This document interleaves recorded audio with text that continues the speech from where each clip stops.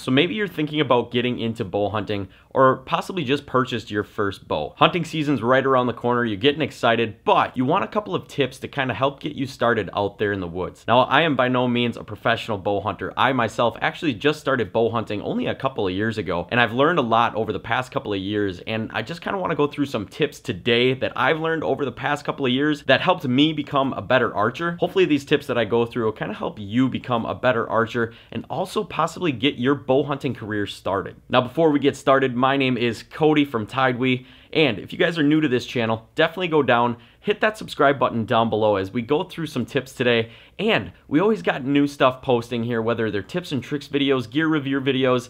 TideWe has abundance of hunting equipment that you can check out on our website at www.tidewe.com. But without further ado, let's go ahead, grab the bow, and go through some tips that'll help you become a better bow hunter.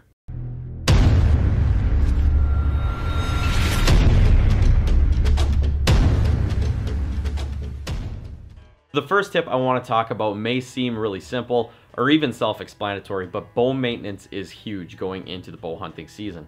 Obviously, you want to make sure that you have all those kinks out before the season starts. That way you're not up in the tree struggling with your bow when it comes down to crunch time. I shoot a lot of practice arrows out in the backyard all the time. I mean, I'm almost always shooting this bow, and I always want to make sure that I'm going through inspecting the bow, checking the cams out, checking the screws out, making sure nothing's loose, because the last thing that you want is to be shooting and something flies off this bow.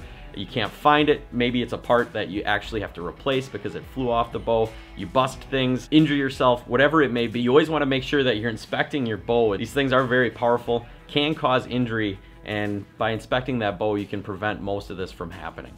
Now today, because I haven't done this in quite some time, actually, I don't know if I have done this at all with this bow yet. I'm actually gonna wax my bowstrings. Now these are kind of getting dry. I can tell just because there's a little bit of fraying coming off the bowstrings.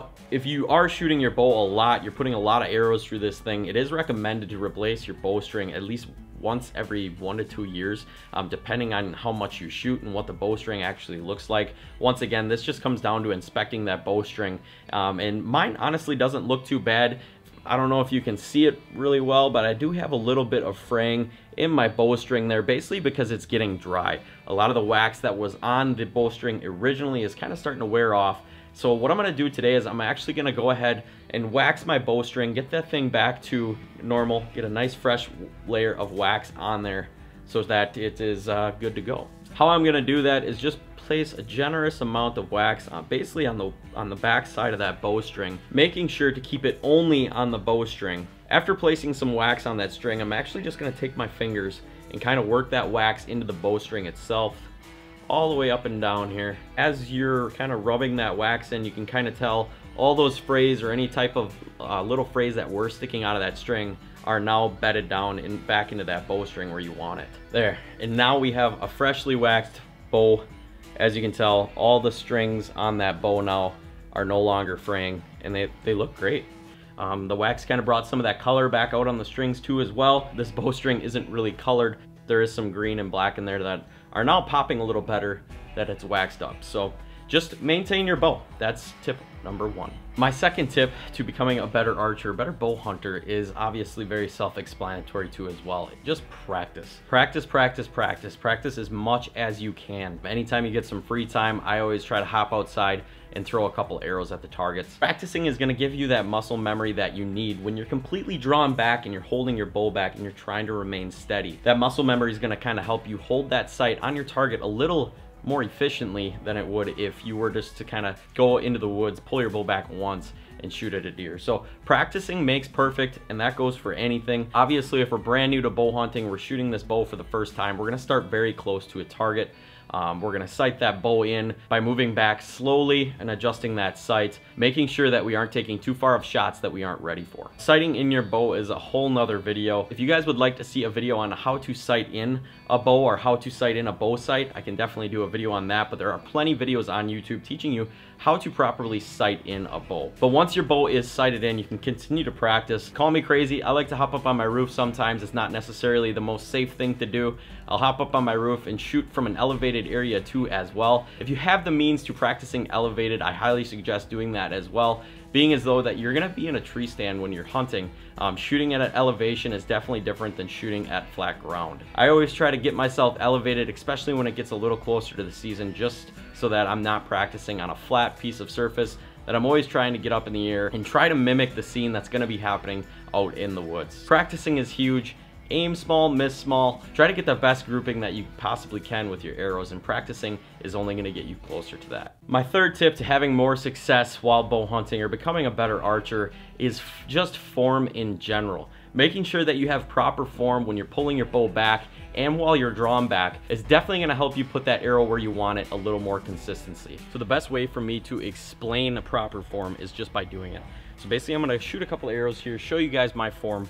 Once again, this is something that I've kind of learned over the years. It was something that I was really bad at when I first started shooting my bow. Form can be really important to having a consistent grouping of arrows. Having improper form, even just by gripping that bow handle too tight, can push your arrows off to the right or left. Having that proper form is going to give you better grouping. It's going to give you better confidence too while you're out there in the woods, thus keeping you a little more consistent. A good form can also prevent injury. As you and I both know, compound bows, they do take some strength to pull back. And when you're pulling these bows back, depending on what poundage you're shooting, you're putting a lot of torque onto your shoulder and your upper body, your torso. Now, because you're shooting multiple arrows during practice, you're gonna be, if you're shooting wrong, you're gonna be shooting wrong a lot during practice than you would if you're just out hunting. So you wanna make sure that you're doing it correct during practice so you don't injure yourself, keeping you in the game for hunting season. I'm gonna go ahead, kind of pull back, show you guys my form, sling a couple arrows here, and show you what correct posture, correct form should look like when you're shooting a bow. This is kind of how I used to pull my bow back. I'd basically kind of point it straight down and I'd pull back like this. And although it works, you're putting a lot of torque and a lot of pressure onto your shoulder and your upper torso here. Also, by doing this, you have a lot of movement because if you're basically pointing this bow straight down like this, you have to kind of come up to your face and get to your anchor point. Now, the correct way, and what you might find actually easier, is to hold your bow basically up above your head, get everything torqued up here, and pull back like this. By doing that, you're basically using better mechanics in your body. It's gonna feel better, and it's almost gonna be a little easier to get that bowstring all the way back. Start up here, pull back high, and then come down to your anchor. And you can tell that was a lot more comfortable. Once I get down to my anchor, I want to make sure that I'm keeping a lot of my face off the bowstring so I don't alter that bowstring. And then I also have, as you can tell, I also have my hands basically wide open. I can move these fingers wherever they want. I got that bow sitting right in the groove of my hand. I'm not death gripping it, and everything just feels really comfortable. This bow actually has a lot of let off, so I'm actually able to stay pretty comfortable as I'm holding this bow back. And we'll shoot.